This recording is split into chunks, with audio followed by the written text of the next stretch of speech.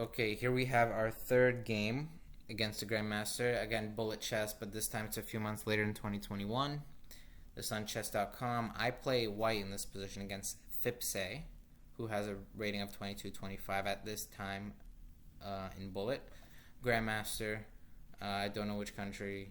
You could search up on chess.com and you'll find out. But here we have me playing white, so I play d4. Knight of 6, c4, g6.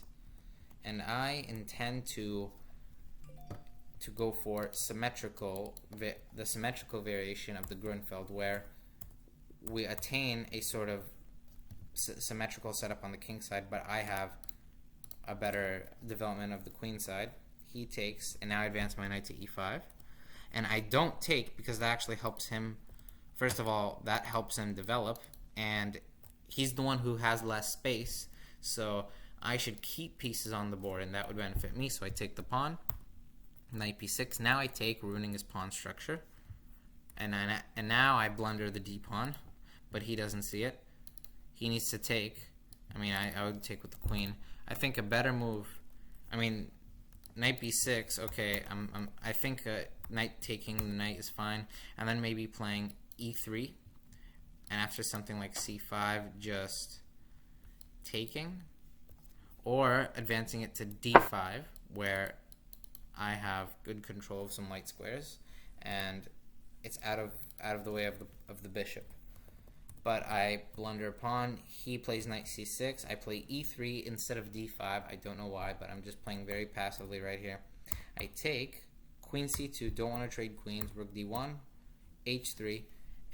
Preventing any bishop g4. I gaining a tempo on the rook, and getting a check on f3.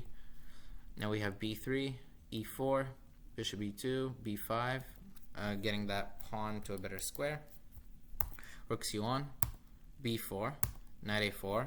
I have to block the rook from getting in. I expected the move b5, but after probably something like knight b6 takes, or even I expected the move b5 after something like knight c5. You would have takes, or after b5 I could take here, take here. I'm protecting this pawn, and even though he has an extra pawn, he has my knight is in a very good position. So I think that's what would have happened. So we have rook d8, f4 expanding, trade of rooks, and there's a trade of dark square bishops, and that benefits me because now I can protect this pawn and I don't have to worry about moving my knight. e5, letting my bishop see fully across the board. We have rook d8, rook d6, intending to play my knight to c5. I want to block the queen from controlling and also defending this pawn.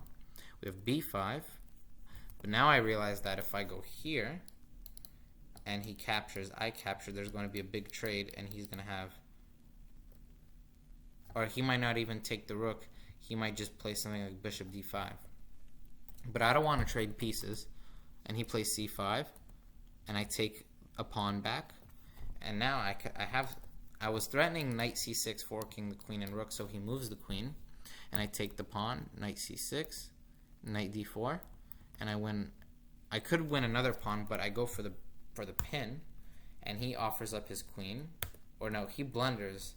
I think this was a pre-move where he wanted to get his queen out, but that means his knight doesn't see any good squares. And I mean, I don't really know any good move for him. My bishop is like very good here. It was just waiting to come. The whole game it was sitting on g2, but now it finally comes in on c6, and he just blunders, and he resigns. He resigns or runs out of time on this move.